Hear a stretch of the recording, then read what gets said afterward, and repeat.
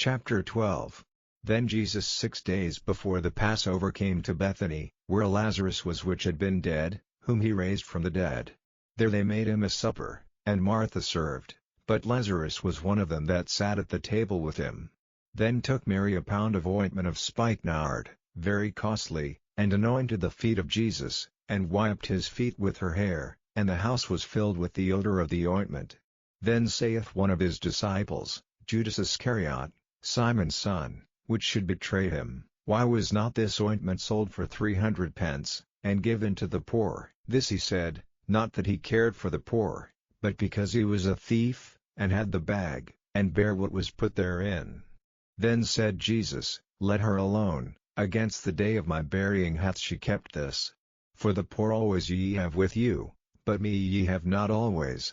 Much people of the Jews therefore knew that he was there, and they came not for Jesus' sake only, but that they might see Lazarus also, whom he had raised from the dead. But the chief priests consulted that they might put Lazarus also to death, because that by reason of him many of the Jews went away, and believed on Jesus. On the next day much people that were come to the feast, when they heard that Jesus was coming to Jerusalem, took branches of palm trees, and went forth to meet him, and cried, Hosanna, blessed is the King of Israel that cometh in the name of the Lord. And Jesus, when he had found a young ass, sat thereon, as it is written, Fear not, daughter of Sion, behold, thy King cometh, sitting on an ass's colt. These things understood not his disciples at the first, but when Jesus was glorified, then remembered they that these things were written of him, and that they had done these things unto him. The people therefore that was with him when he called Lazarus out of his grave, and raised him from the dead, bear record. For this cause the people also met him, for that they heard that he had done this miracle. The Pharisees therefore said among themselves, Perceive ye how ye prevail nothing? Behold, the world is gone after him. And there were certain Greeks among them that came up to worship at the feast. The same came therefore to Philip, which was of Bethsaida of Galilee, and desired him, saying, Sir, we would see Jesus. Philip cometh and telleth Andrew, and again Andrew and Philip tell Jesus. And Jesus answered them, saying, The hour is come, that the Son of Man should be glorified. Verily, verily, I say unto you, except a corn of wheat fall into the ground and die, it abideth alone, but if it die, it bringeth forth much fruit.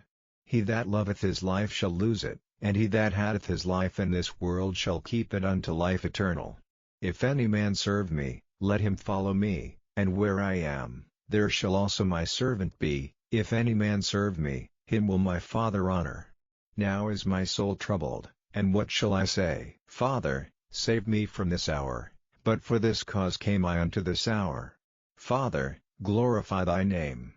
Then came there a voice from heaven, saying, I have both glorified it, and will glorify it again.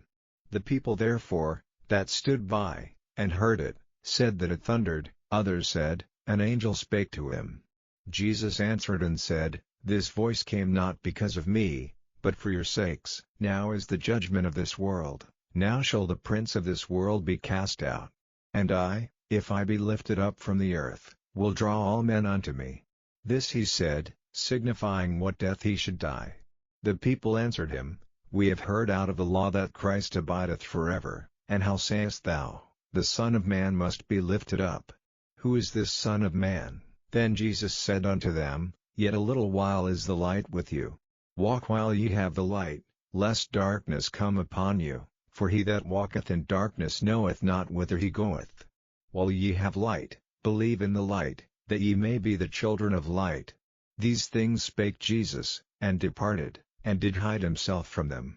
But though he had done so many miracles before them, yet they believed not on him, that the saying of Esaias the prophet might be fulfilled, which he spake, Lord, who hath believed our report? And to whom hath the arm of the Lord been revealed?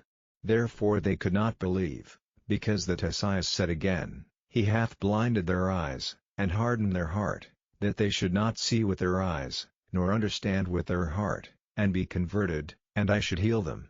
These things said Esaias, when he saw his glory, and spake of him.